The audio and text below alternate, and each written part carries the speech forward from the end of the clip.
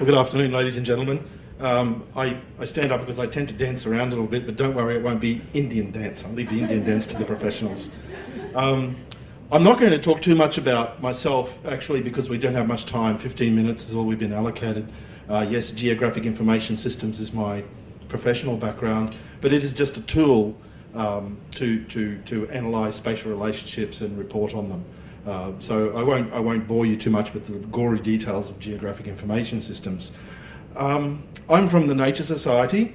I've been a member of the Nature Society for over 15 years, and I've served on the committee for 2 sessions of 3 years, once a vertebrate study group, the second time as a plant group. My expertise in terms of native habitats is broad, but I think that if I had to put my finger on it, I'd say I'm a plant person, because I'm knowledgeable of the forest plants and the ecology associated with it. I've been a conservationist pretty well all my life, because my father was a logging supervisor and I used to go with him into the bush in Australia since I was 5 years old, so I'm very much a country person. Today I want to talk to you about maintaining the balance between development, conservation, between urbanisation and conservation of nature areas. And I put a question mark there because I'd like to find out what is the balance. I don't know what the balance is, and I'm hoping that you might be able to tell me. Let's go to the next slide. I chose the balance for a reason. The balance is the hand balance that you see the Lady Justice is holding there, because balance is also justice. There's such a thing as a natural justice. It all derives from way back Greek philosophy, where you have Plato saying that justice is happiness. Happiness is also wellness.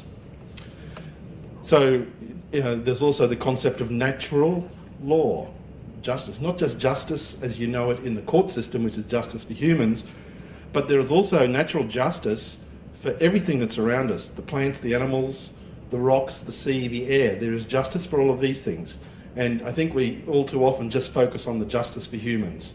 And so this is an important concept. Let's go to the next slide. And I want to start by looking into history. And the first thing I'm going to look into is what happened in China in 1958. Let's go to the next slide.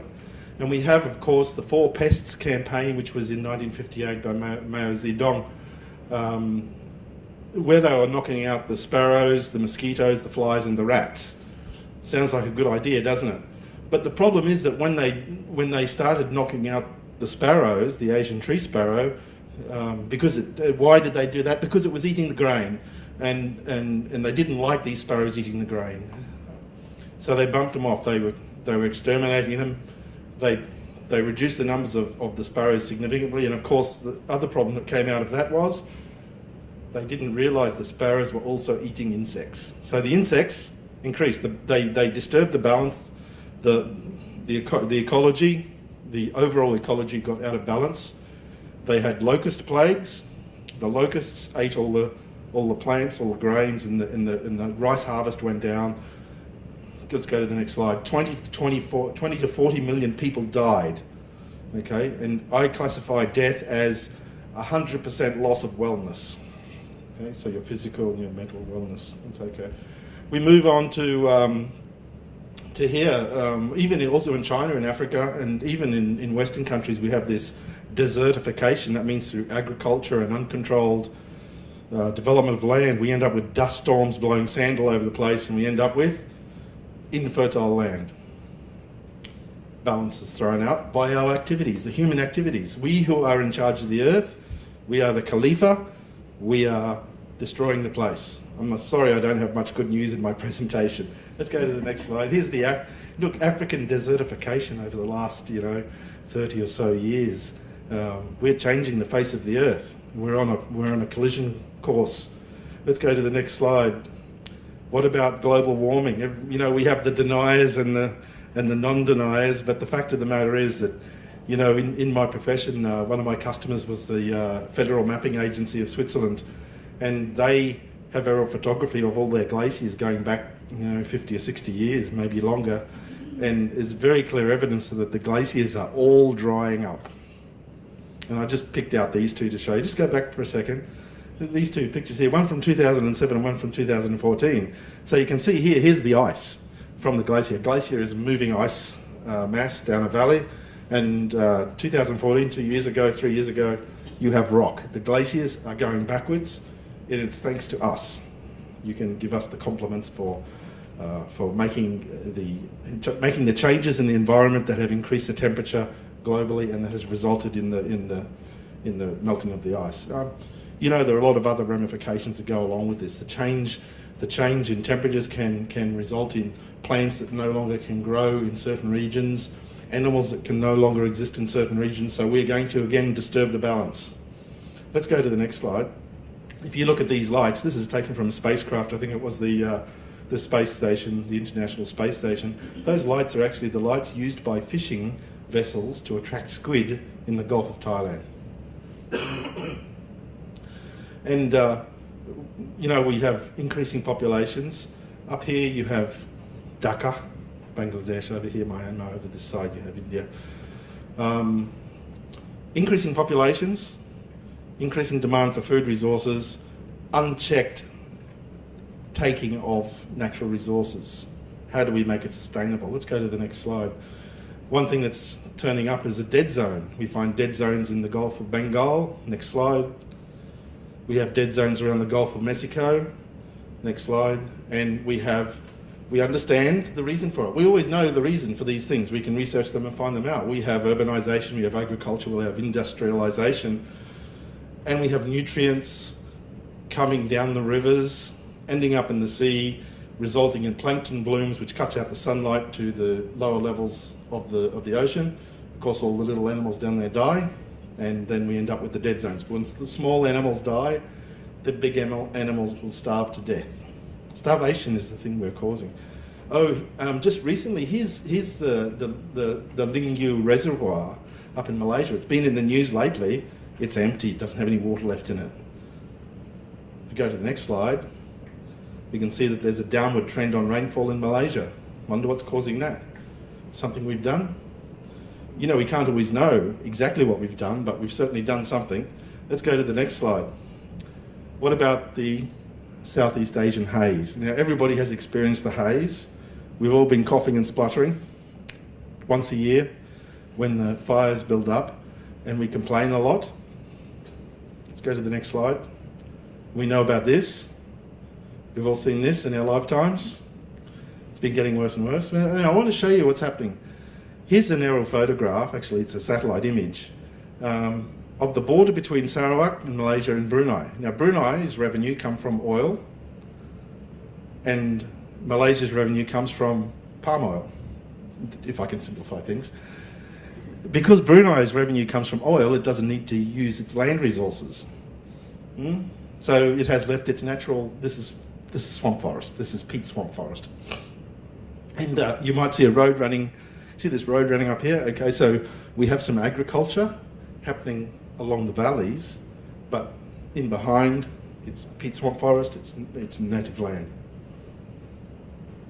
On the left-hand side, of course, you can see the Barham River, which ends up near Miri. Miri is up off the screen here.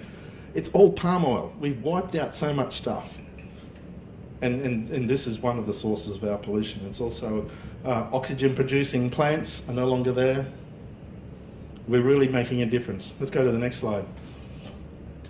This is an aerial photograph of part of Sumatra, and this is from 2008, and it's probably about 8 years ago or so. You can see the palm oil plantations, you can see the agriculture along the flat, you can see the forest growing over here. Okay, let's go to the next slide. Okay, let's twiddle between these two slides, the one before and this one, please. Just swap between them. Just keep swapping. Okay, so they're over the same area. What's happened since 2008 is these areas here, this forest is gone. This forest over here, let's swap again. This forest here, okay, forwards.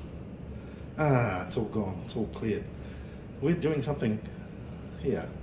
We are changing the face of the earth. We are interfering with the natural environment. Okay, let's go to the next slide. Yes, the monkeys. These are siamang. They live in the forest. And if you go into the Malaysian forest in the morning, 7 o'clock, you can see these fellows. If you can find some forest to sit in, you can see these fellows. And the females get out, and the head female goes and makes some calls, some territorial calls. They're territorial. The family, the matriarch makes the calls. She's the dominant one. And I've got 5 minutes left, thank you. And when I go over 5 minutes, she's going to throw those pillows at me. Okay, look what happens to these fellows. I'm going to go fairly fast now. I've only got 15 minutes. Maybe if you want me to talk more. Sorry, can we go back? Yeah, just stay there for a sec. When we clear land, the bulldozers come in and they clear the land. They make a lot of noise, a lot of crashing, a lot of engine noise, all this sort of thing. These fellows don't die there because they can hear the noise and they can charbut. Okay, and where do they go? They go to the neighbouring forest. When they go into the neighbouring forest, what happens is they have to coexist with the same species that is already there. Okay, so what happens? The resources are not enough because previously there was balance and now we've been thrown out of balance. We have twice the number of siamang trying to use the same amount of food resource, and so guess what happens? They become malnourished. They don't die straight away. They don't disappear. They become malnourished. And the mothers can't feed the babies properly because they can't produce enough milk or with enough vitamins in the milk, and so the babies are the first ones to die. Okay, and then eventually the adults die. They're a bit more hardy. Do we have a right to kill these animals? If so, how many can we kill? Should we kill 20%? Should we kill 50%? Maybe we can kill 80% because we're also predators. We're also entitled to some of the resource. But how much can we take? So that's a deep question. I'm not going to ponder on it too much more now because she'll throw the pillows at me. Let's go to the next slide. Okay, palm oil.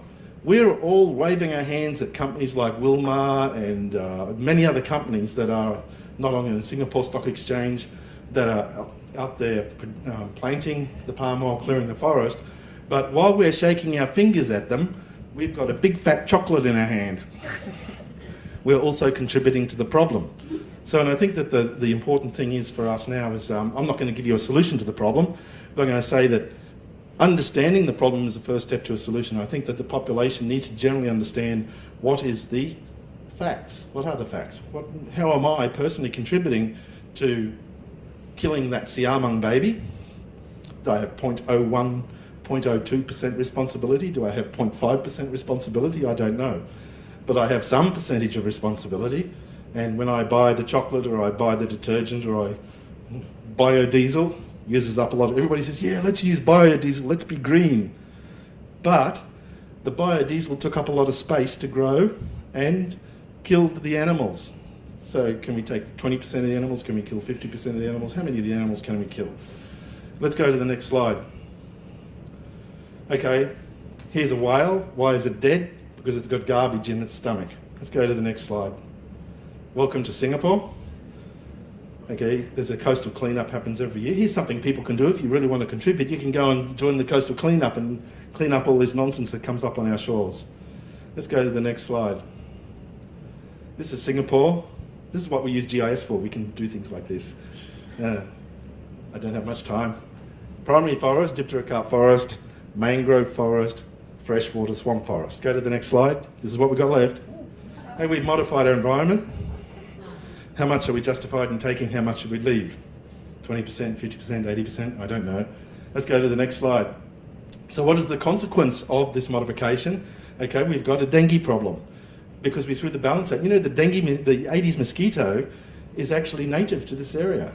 And the disease that it carries with it, dengue, is also endemic to this area. So, Hal, if you go into the forest, you don't get bitten by the mosquitoes. If you go into the Central Nature Reserve, you do not get bitten by the mosquitoes. You come out to Queenstown, you're going to get bitten by mosquitoes. Sorry for those of you who live in Queenstown. Why? Because we've modified the environment. The predators of the Aedes mosquito are no longer can survive in our urban environment. So the Aedes mosquito is able to survive better. A different balance is formed. So we change the balance, we suffer the consequences. Maybe that's justice. Let's go to the next slide.